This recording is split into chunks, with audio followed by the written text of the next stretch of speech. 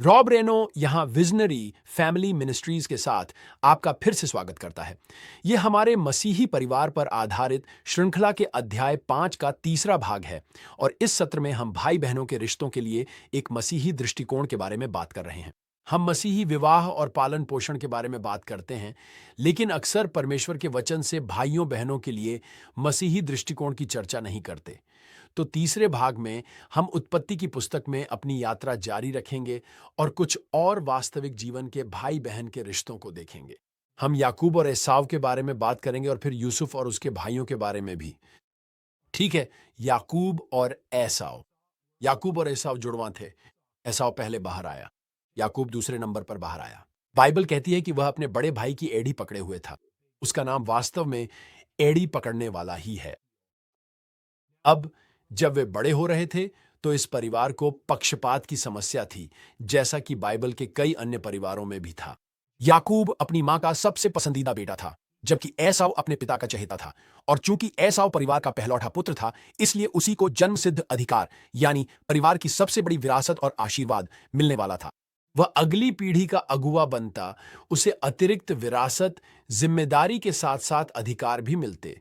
अब याकूब की मां ने तय किया कि वह याकूब को एसाव से पैतृक अधिकार चुराने की योजना बनाने में पूरी तरह से मदद करेंगी। तो यह एक बहुत ही जटिल और बहुस्तरीय योजना थी। वह एसाव को धोखा देता है। एक कटोरी सूप के बदले एसाव अपना पैतृक अधिकार याकूब को सौंप देता है। फिर उन्हें पिता से यह आशीर्वाद भी दिलवाना था कि एसाव की जगह याकूब को आशीर्वाद दें। याकूब एसाव बनने का नाटक करता है। लगता है एसाव बहुत बालों वाला था, तो याकूब ने जानवर की खाल पहन ली और उसके बूढ़े पिता ने खाल छूकर सोचा कि वह एसाव है।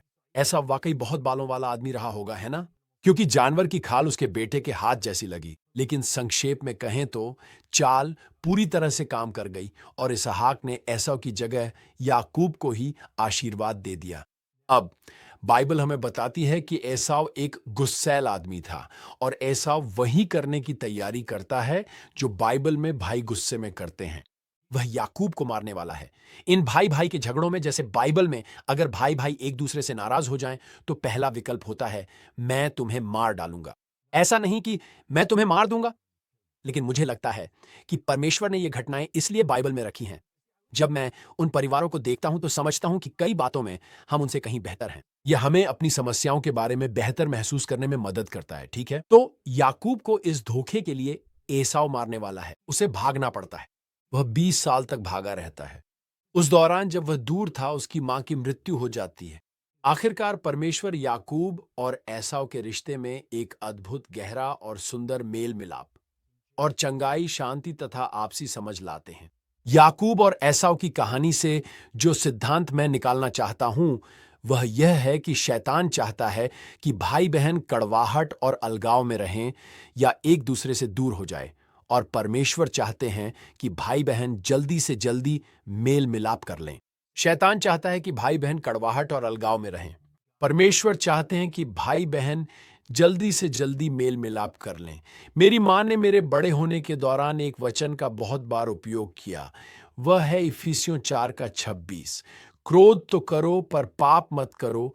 सूर्य अस्त होने तक तुम्हारा क्रोध न रहे और न शैतान को अवसर दो। तो इसे देखिए, अपने क्रोध में पाप मत करो। जब तक तुम क्रोधित हो, तब तक सूर्यास्त न होने दो।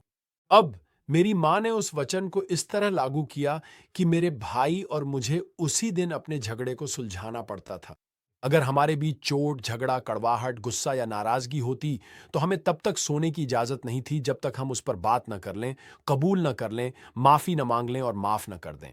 इसका मतलब था कई लंबी रातें और बहुत सारी लंबी बातचीतें, क्योंकि हमारे बीच खूब झगड़े होते थे। लेकिन मैं ईमानदारी से कह सकता हूं कि मुझे कभी याद नहीं कि मैं अपने भाई के प्रति कोई अनसुलझा गुस्सा लेकर सोने गया हूं। अब इसका यह मतलब नहीं है कि मैं हर रात खुश होकर सोने गया।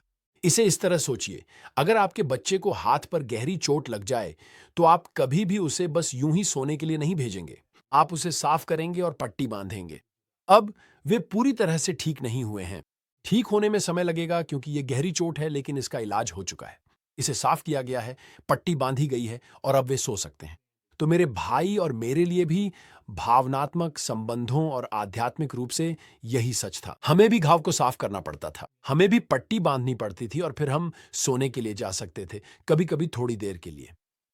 यहाँ एक महत्वपूर्ण चेतावनी भी है कि अगर आप हर दिन अपने गुस्से और टकराव को नहीं सुलझाते, अगर आप इसे लेकर सो जाते हैं, तो यह चेतावनी है कि आप शैतान को एक बड़ा मौका दे रहे हैं।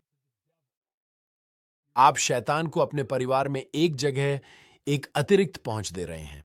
मैं अपने परिवार में शैतान को कोई अतिरिक्त पहुंच नहीं देना चाहता, इसलिए हमें गुस्से और क्षमा न करने की भावना को बाइबल के तरीके से सुलझाना चाहिए। अब अगली भाई बहनों की जोड़ी के बारे में बात करते हैं। हम जोसेफ और उसके भाइयों को पाते हैं। जोसेफ 12 भाइयों में 11वां था और हमारी परंपरा के अनुसार वह पिताजी का सबसे पसंदीदा था। पिताजी से उसे शानदार अंगरखा मिला और फिर जोसेफ को सपने आते हैं। वह अपने परिवार और भाइयों को अपने सामने झुकते, उसकी सेवा करते और दंडवत करते हुए देखता है। वह सोचता है, यह तो शानदार सपना है, मैं भाइयों को बताऊंगा, उन्हें पसंद आएगा। वह भाइयों को सपना सुनाता है, लेकिन उन्हें यह बिल्कुल पसंद नहीं आता। वे उस पर नाराज हो जाते हैं और वही करने की तैयारी करते हैं जो बाइबल में भाई गुस्से में करते हैं। हम तुम्हें मार डालेंगे। वे उसे मारने की योजना बनाते हैं और अब अंत में वे इस बारे में दोबारा सोचते हैं और उसे नहीं मारते। वे उसके कपड़े उतारते हैं, उसे कुएं में डालते हैं, गुलामी में बेचते हैं और पिताजी से कहते हैं कि उसे जानवर खा गया। तो वे उसे मारने तक नहीं गए। हम जानते हैं कि इस भयानक दुर्व्यवहार की स्थिति में यह शारीरिक रूप से बहुत भयानक था, लेकिन परमेश्वर की एक संप्रभु योजना थी। यूसुफ कहता है कि जो बुराई वे करना चाहते थे, उसे परमेश्वर ने भलाई के लिए बदल दिया। परमेश्वर यूसुफ को मिस्र भेज रहे थे ताकि उसे ऊंचा उठाया जा सके, मिस्र और उसके परिवार को इस अकाल से बचाया जा सके। लेकिन मैं यहां भाई बहनों के मुद्दों पर ध्यान केंद्रित करना चाहता हूं। शैतान चाहता है कि भाई बहनों के दिलों में ईर्ष्या, गुस्सा और हिंसा भरी हो, और परमेश्वर चाहते हैं कि भाई बहनों के दिलों में क्षमा भरी हो। शैतान चाहता है कि भाई बहनों के दिलों में ईर्ष्या, गुस्सा और हिंसा भरी हो, और परमेश्वर चाहते हैं कि भाई बहनों के दिलों में क्षमा भरी हो। हमें जो करना है वह है बाइबल के अनुसार क्षमा करना और अपने बच्चों को भी सिखाना कि यह रोजमर्रा के रिश्तों में कैसे काम करता है।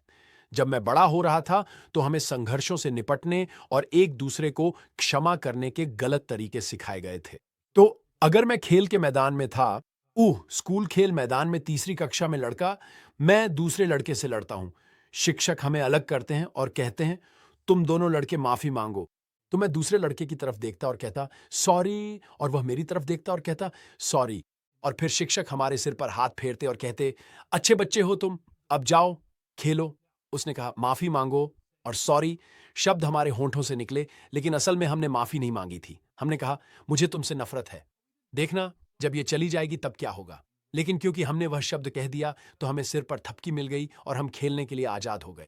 तो आजकल बहुत सारे मसीही परिवारों में दुर्भाग्यवश जब कोई झगड़ा या समस्या होती है तो एक व्यक्ति सॉरी कहता है और दूसरा व्यक्ति ओके कह देता है, जैसे ओके।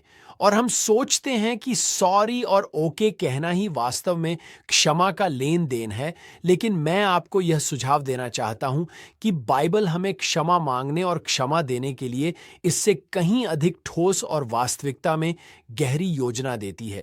तो हम आपको जो पहली बात प्रोत्साहित करते हैं और जिसे आप अपने बच्चों को भी सिखाएं, जब वे किसी टकराव में हों, वे अपने किए हुए काम को स्वीकार करें। यह बस मैं प्लस क्रिया प्लस तुम जैसा सरल वाक्य हो, जैसे मैंने तुम पर चिल्लाया, मैंने तुमसे झूठ बोला, मैंने तुम्हें मारा, मैंने तुम्हें काटा। जो भी हो, आप बस जो किया है उसकी स्वीकारोक्ति करते हैं और फिर आप यह स्वीकार करते हैं कि आप थोड़ा सा गलत थे। दरअसल ये इस तरह होता है, मैं गलत था। यह हैरान करने वाली बात है कि कितने कम तथाकथित परिपक्व वयस्क भी ये शब्द कहने में सक्षम होते हैं, मैं गलत था। यह बहुत शक्तिशाली है, ऐसा करना प्रभावशाली है। फिर तीसरा हिस्सा है पछतावा व्यक्त करना। तब आप कहते हैं मुझे माफ करो, या मुझे बुरा लग रहा है कि मैंने ऐसा किया। मुझे पता है कि जब मैंने ऐसा किया तो तुम्हें चोट पहुंची और मुझे इसके लिए बुरा लग रहा है। और फिर चौथा, वह करोड़ों का सवाल, क्या आप मुझे कृपया माफ करेंगे? और हम उस भाई, उस बहन से यही उम्मीद कर रहे हैं, हाँ मैं तुम्हें माफ करता करती हूं। कभी कभी मुझे लगता है कि एक 5वां कदम जोड़ना मददगार हो सकता है, जिसमें आप कहते हैं मैं चाहता हूं कि आप जानें, मैं प्रार्थना करूंगा और परमेश्वर से मदद मांगूंगा कि मैं फिर ऐसा ना करूं, ताकि यह दिखे कि माफी गंभीर है और आप सच में बदलना चाहते हैं। ठीक है, मैं यहां एक और भाई बहन की तिकड़ी को प्रस्तुत करना चाहता हूं। जब आप उत्पत्ति से निर्गमन की ओर पलटते हैं और परमेश्वर के लोगों के इतिहास को देखते हैं, तो वचन में अगले मुख्य पात्र मूसा, हारून और मरियम हैं। वे लोगों को प्रतिज्ञा देश की ओर ले जाते हैं। अगर आप बाइबल का इतिहास जानते हैं, तो आप जानते हैं कि मूसा, हारून और मरियम भाई बहन हैं। और फिर से कहूं, वे सिर्फ बाइबल के पात्र नहीं हैं, वे वास्तविक लोग हैं, बिल्कुल उतने ही वास्तविक जितने आप और मैं। वे असली भाई बहन थे जिन्हें परमेश्वर ने आजीवन राज्य मिशन पर एक साथ काम करने के लिए बुलाया था। वे विवाहित थे, उनके परिवार थे, लेकिन परमेश्वर ने उन्हें अपनी सेवा के लिए एक साथ बुलाया था। क्या आपके मन में कभी यह विचार आया है कि शायद परमेश्वर ने आपको किसी भाई बहन के साथ इसलिए भेजा हो क्योंकि उसके पास आपके लिए साझा मिशन है? या उसने आपके घर में कई बच्चों को रखा है ना? आपके पास कई बच्चे या पोते पोतियां हैं और परमेश्वर ने उनके लिए भी एक साझा मिशन रखा है। तो हम इसके बारे में क्या कर सकते हैं? हमारे घर में हम समय समय पर पारिवारिक उपासना के दौरान बस प्रार्थना करते हैं और हम कहते हैं, बी परमेश्वर, यदि आप चाहते हैं कि इन बच्चों में से 2 या अधिक बच्चे अपने जीवन में एक साथ आपकी सेवा करें, यदि उनके लिए कोई साझा राज्य मिशन और बुलाहट है, तो कृपया इसे स्पष्ट कर दीजिए। हम नहीं चाहते कि आपके द्वारा हमारे कुछ बच्चों के लिए रखे गए किसी साझा मिशन को हम चूक जाएं, और इस बात के लिए खुले रहें कि भविष्य में परमेश्वर आपके बच्चों के जीवन में कैसे काम करना चाहता है। और वास्तव में एक ऐसी सेवा है, एक ऐसा मिशन है जिसे परमेश्वर ने भाई बहनों को मिलकर करने का आदेश दिया है। ये 1 तीमुथियुस 5 में है। ये तब है जब परमेश्वर बच्चों से कहता है कि वे मिलकर अपने माता पिता की देखभाल करें। कितने परिवार तब बिखर जाते हैं जब बच्चों को अपने माता पिता की बुढ़ापे में देखभाल करनी होती है। तो मैं जानता हूं कि मैं अपने बुढ़ापे में अच्छी देखभाल चाहता हूं, इसलिए मुझे अपने बच्चों को राज्य की सोच सिखानी है, उन्हें मसीह के लिए खुशी खुशी मिलकर काम करना सिखाना है। खैर, मुझे उम्मीद है कि भाई बहनों के रिश्तों पर यह अध्याय आपके लिए एक चुनौती रही होगी। मैं आपको प्रोत्साहित करता हूं, बाइबल में आगे बढ़ते रहें और भाई बहनों को देखें। शैतान और परमेश्वर उनके लिए क्या चाहते थे, देखें। अगर आप पारिवारिक जीवन की इस मसीही दृष्टि से उत्साहित हैं, तो एमी और मेरी किताब विजनरी पेरेंटिंग ले सकते हैं। यह हमारी यात्रा है। यही वे वचन हैं जिन्होंने आने वाली पीढ़ियों के लिए हमारे पारिवारिक जीवन को बदल दिया। और फिर हमारी सेवकाई से जुड़े रहने का सबसे अच्छा तरीका है हमारा साप्ताहिक पॉडकास्ट फैमिली विजन। आप फैमिली विजन को किसी भी पॉडकास्ट सेवा पर ऑडियो में या यूट्यूब पर वीडियो के रूप में पा सकते हैं। हर हफ्ते हम आपके साथ शास्त्र साझा करते हैं ताकि आपके पारिवारिक संबंधों में आशा और सहायता मिले। हमें आपसे जुड़े रहना अच्छा लगेगा। इस मसीही परिवार कोर्स के बारे में अपने सवाल और टिप्पणियां हमें ईमेल कर सकते हैं। मुझे ईमेल करें podcastvisionaryfam.com पर, और मैं आपके साथ फिर से मिलने के लिए उत्सुक हूं। अध्याय 6 आने वाला है जिसमें पारिवारिक आराधना की शक्ति के बारे में बताया जाएगा।